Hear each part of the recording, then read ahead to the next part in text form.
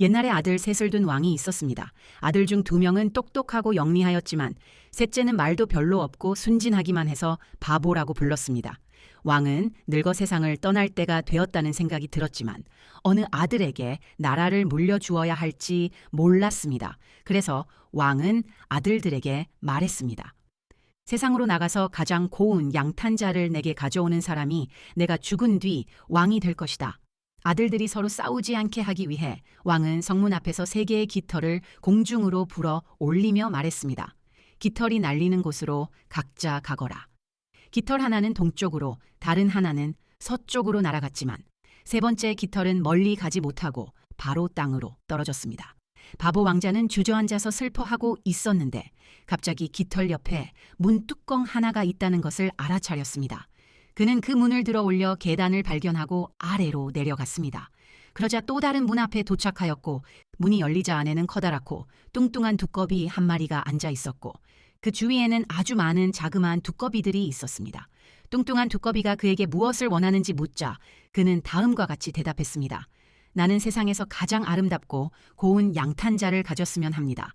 어린 두꺼비가 상자를 가져오고 뚱뚱한 두꺼비가 그 상자를 열어 안에 있는 양탄자를 바보 왕자에게 꺼내 주었는데 그 양탄자는 지상에 누구도 그렇게 짤 수 없을 만큼 너무나 아름답고 고운 양탄자였습니다.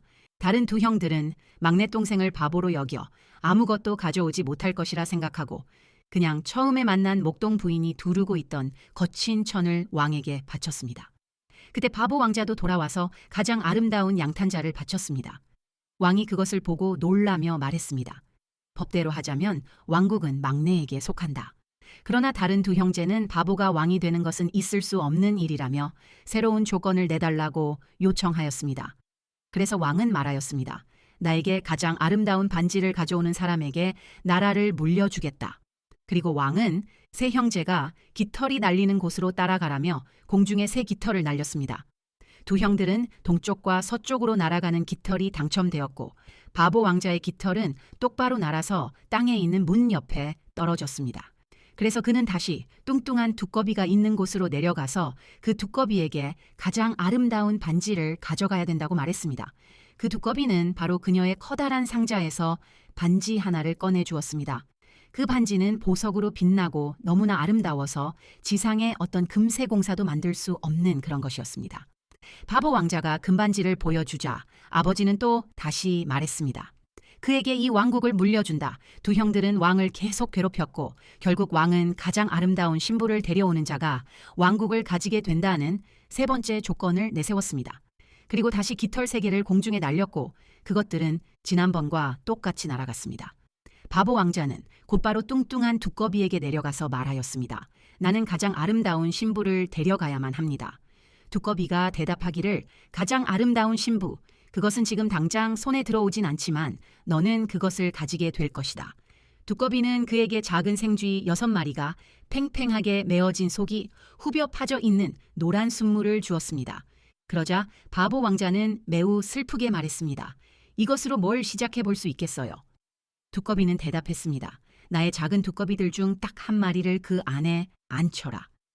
바보 왕자는 둘레에 있던 작은 두꺼비들 중에서 되는 대로 한 마리를 집어 노란 마차 속에 앉혔습니다. 그 안에 앉자마자 작은 두꺼비는 매우 아름다운 소녀로, 순무는 마차로, 그리고 6마리의 작은 생쥐들은 말들로 변하였습니다. 바보 왕자는 그녀에게 키스를 하고 왕에게 데려갔습니다. 그의 형들은 아름다운 신부들을 찾기 위해 전혀 애를 쓰지 않았고 왕이 그들을 보고 말했습니다. 내가 죽은 뒤에 셋째가 나라를 물려받게 될 것이다. 그러나 두 형들은 다시 왕의 귀가 먹을 정도로 소리를 질렀습니다. 그러면서 홀 한가운데 걸린 고리를 뛰어서 통과할 수 있는 신부를 가진 자가 우성원을 가져야 한다고 요구했습니다. 그들은 농사꾼 아가씨들은 충분히 강해서 그것을 잘 해낼 것이지만 연약한 아가씨는 뛰다가 죽을 것이라고 생각했습니다. 늙은 왕은 다시 한번 허락하였고 그 뒤 바보가 데리고 온 아름다운 아가씨는 노루처럼 가볍게 뛰어 고리를 빠져나갔고 이제 모든 반대는 중단되었습니다. 그래서 바보 왕자는 왕위를 물려받아 오랫동안 현명하게 나라를 다스렸다고 합니다. 여러분, 안녕하세요. 오늘 우리는 세 개의 깃털이라는 흥미로운 이야기를 함께 살펴보려고 해요. 이 이야기는 단순한 옛날 이야기가 아니에요. 우리 마음속 깊은 곳에 숨겨진 비밀들을 드러내주는 신비로운 이야기이기도 하죠. 마치 탐험가가 새로운 땅을 발견하듯 우리도 이 이야기를 통해 우리 자신에 대해 더 잘 이해하게 될 거예요. 융은 사람의 마음 속에는 의식뿐만 아니라 무의식 하나이라는 영역이 존재한다고 믿었어요. 마치 빙산에 보이는 부분과 보이지 않는 부분처럼요.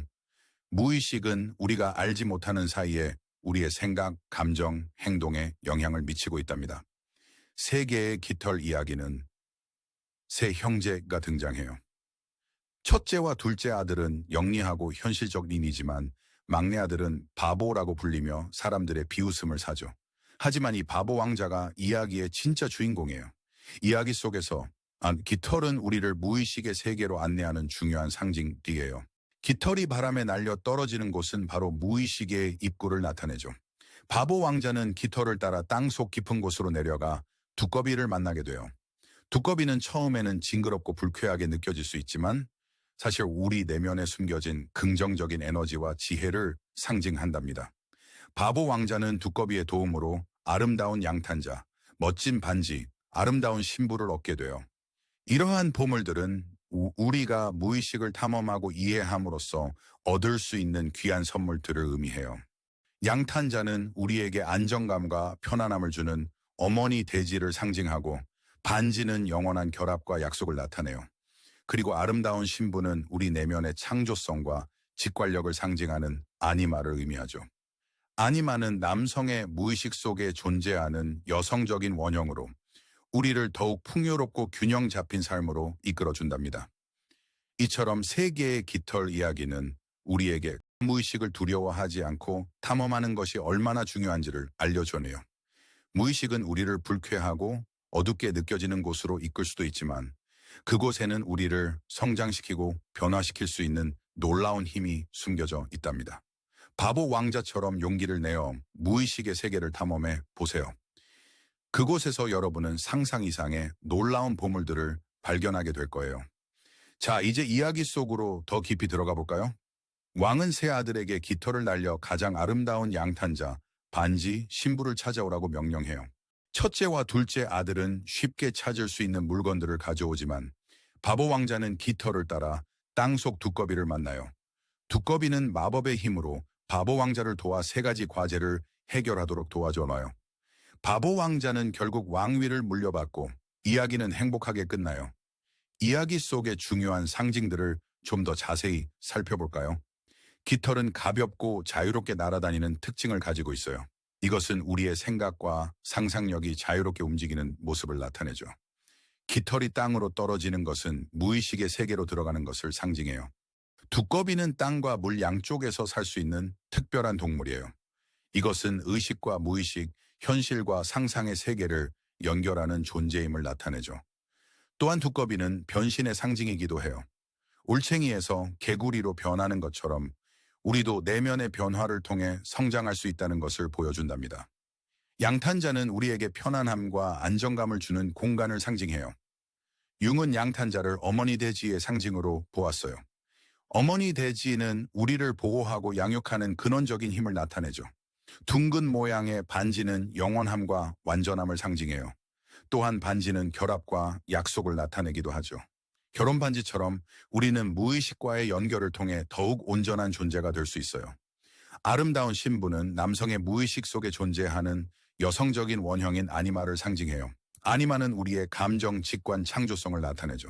바보 왕자가 아름다운 신부를 얻는 것은 우리가 아니마와의 연결을 통해 더욱 풍요롭고 균형 잡힌 삶을 살 수 있다는 것을 의미해요. 세계의 깃털 이야기는 단순히 즐거움을 주는 이야기가 아니에요. 우리 내면에 숨겨진 세계를 탐험하고 우리 자신을 더 깊이 이해하도록 돕는 소중한 지혜를 담고 있답니다. 여러분도 바보 왕자처럼 용기를 내어 무의식의 세계를 탐험해 보세요. 그곳에서 여러분은 놀라운 자신을 발견하게 될 거예요.